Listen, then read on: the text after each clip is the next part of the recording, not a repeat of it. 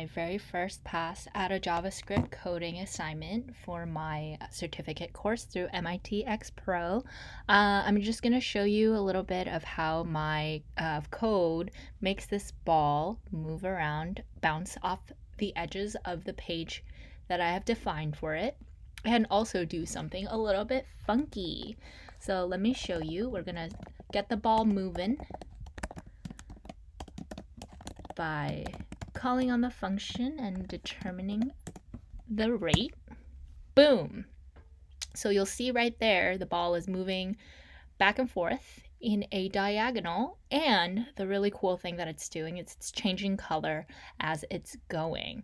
So this was a very hair yanking feat.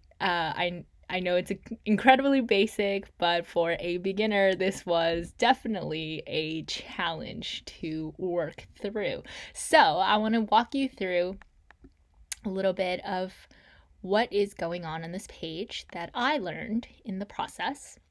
And we'll start out here inside our VS Code. And you'll see under our script tag, we have all of the variables that are named. We've named velocity x and velocity y separately in order to give more control, more fine-tuned control over each of those variables. You can also see for position x and position y, that is also the case. And they both start at 0 because when we first had the ball moving, you notice that it just started right here, which is that position 0 for the both x-axis and y-axis. And of course, we're calling on the ball from its HTML and CSS files. And here we name the variables that control the border that this, the boundaries that this ball is bouncing between from. So it only goes 300 pixels to the right and then also 300 pixels down. And then it'll bounce back. So here is the function that makes the ball move, right? We have every time that this function is called on, this function is called on iteratively because we have set it at an interval. So every 0.003 millisecond, this will activate, the function will activate and will keep activating over and over again. So in that function, every time the function is called, the position x, the position that the ball is in on the x-axis, will become the sum of its original position and the velocity or the speed that we have determined here, which is 5 and 0. And in that same function, we have the ball, the position that it is on the left will, the position value that is determined by the position being added to this velocity will then end in px, and so that the code will run and the output would be that whatever this sum is, the ball will move that value in pixels. And then it's the same for the top. And now in order to make sure that our ball moves back and forth, because if we didn't continue infinitely into the abyss, we set something called a conditional or an if statement.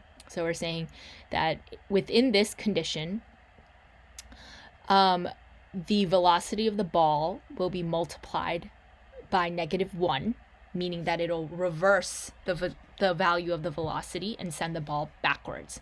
And the parameters that we're setting is that as long as position x is greater than the maximum of x, which is 300, so if the value of position x is over 300, immediately the velocity will be negative, multiplied by -1, and the ball will not proceed past that point, past 300 pixels. And then quite in the same way, but in reverse, once it hits the 0, mark, which is what we've defined x min as you can see here, the ball will then be multiplied by -1, right? And let's say the ball started at 0 here, became 5 here, and got multiplied by -5.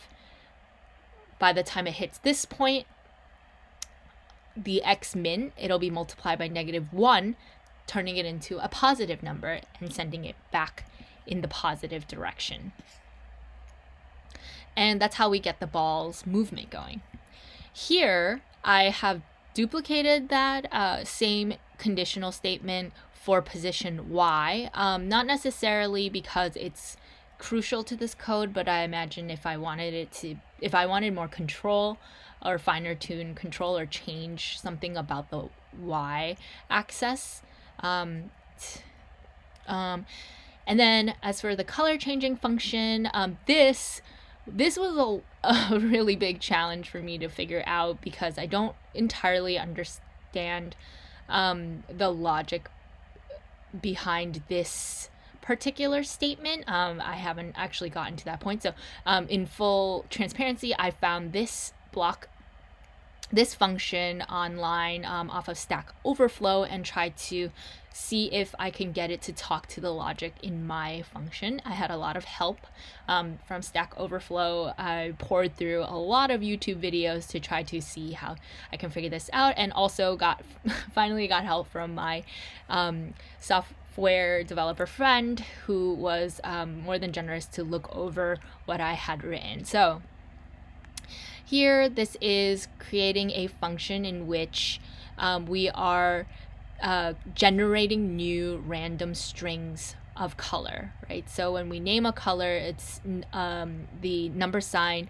followed by a string of 6 numbers or letters, a combination of numbers and letters. And what this function is doing is that it's, as long as the number is the function is generating up to 6 random numbers and letters, and then at that point reiterating and generating another new 6. So you can actually see that happening here in the console log, because we have it printing what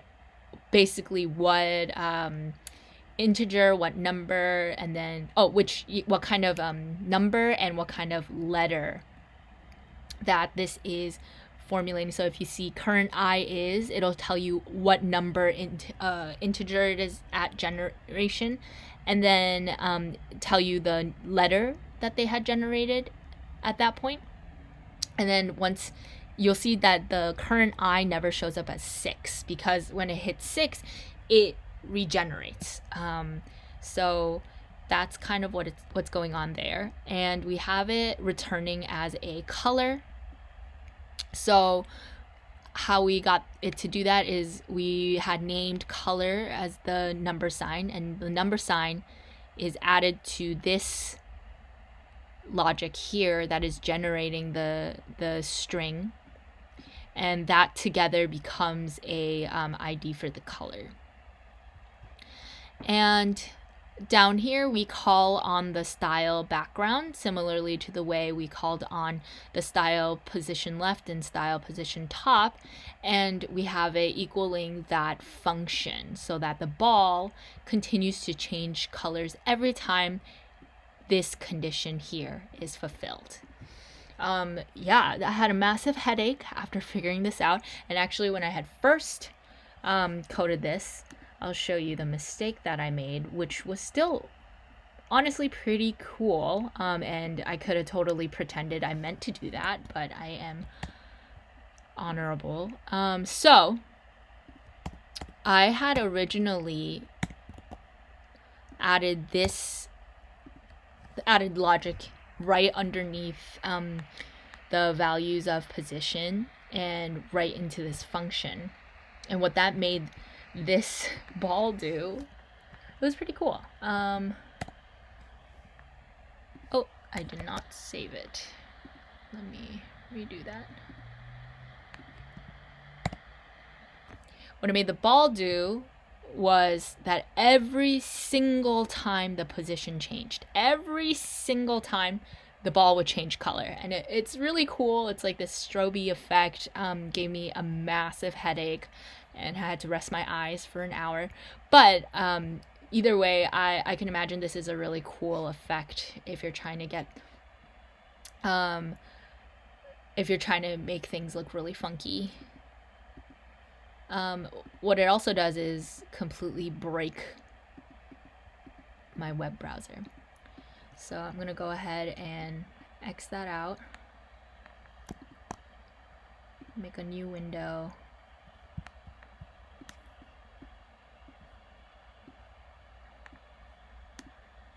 And return this code line back to its original rightful place.